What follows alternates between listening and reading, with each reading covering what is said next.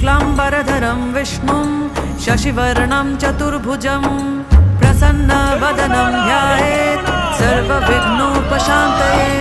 व्यासं वसिष्ठनप्तारं शक्तिः पौत्रमकल्मषं पराशरात्मजं वन्दे शुकतातं तपोनिधिं।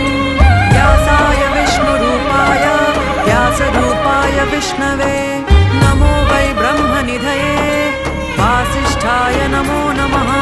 अविकाराय शुद्धाय नित्याय परमात्मने सदैकरूपरूपाय विष्णवे सर्वजिष्णवे। यस्य स्मरणमात्रेण जन्म संसारबन्धनात् विमुच्यते नमस्तस्मै विष्णवे प्रभविष्णवे। ॐ नमो विष्णवे प्रभविष्णवे। श्रीवैशम्पायन उवाच श्रुत्वा धर्म